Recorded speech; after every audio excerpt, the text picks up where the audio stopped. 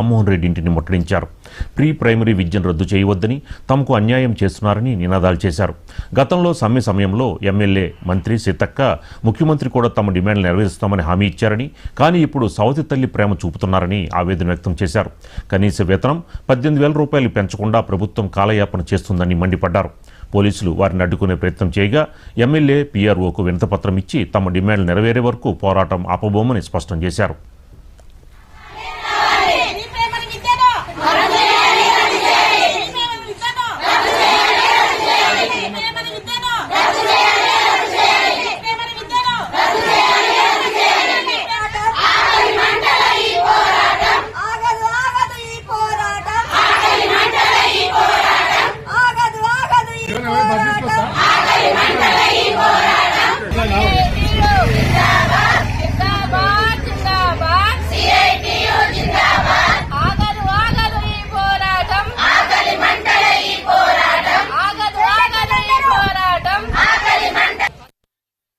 రోజు ప్రభుత్వము మాకు వ్యతిరేకంగా స్కూళ్ళను తెచ్చిపెడుతుంది.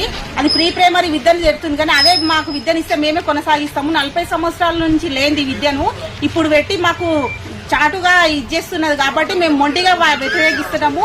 ఈ పోరాటము ఈ ఆపకపోతే ఇంత పెద్దన ఎత్తున చేస్తామని అనుకుంటున్నాము. ఇప్పుడు త్వరలోనే సీతక్క మాకు మాట ఇచ్చింది, 18,000 చేస్తామని. ఎమ్మెల్యే ఇచ్చిండు, ముఖ్యమంత్రి ఇచ్చిండు. ఇప్పటి వరకు మాకు 1 రూపాయి కూడా జీతాలు పెంచలేదు. బిఎల్ఓ డ్యూటీ, అదన డ్యూటీలు అన్ని అప్పచెప్తున్నారు. ఈ పేస్ క్యాప్చర్ అని అన్ని చేస్తున్నారు కాబట్టి మేము దీనికి ఊరుకోము. మాకు త్వరలోనే మాకు అనుకునేవన్నీ సాధించాలంటే ప్రీ ప్రైమరీ విద్యను ఇప్పుడు 1 నుంచి 9 తారీఖు వరకు నోటిఫికేషన్ తీసుకుంటున్నారు కాబట్టి దాని వెంటనే ప్రభుత్వం రద్దు. రాష్ట్ర ప్రభుత్వం మా పైన చాలా మొండి వైఖరి పాటిస్తుంది.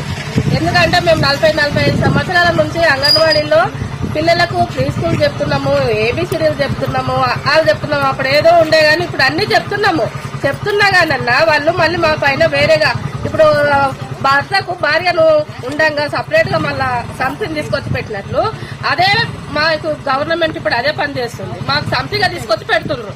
మేము ఇంత కష్టపడుతున్నాము. మేము ప్రతిదీ తల్లులకు, బాలింతలకు, గర్భిణులకు, ప్రీ స్కూల్ పిల్లలకు ప్రతిదీ మేము అందిస్తున్నాం. మళ్ళీ పోషన్ ట్రాకర్ యాప్ అంటారు, NSTS యాప్ అంటారు. అందులో బరువులు వేయాలి, ఇందులో బరువు వేయాలి. ప్రతి గర్భిణికి మేము వాళ్ళకి ఏది కావాలని మేము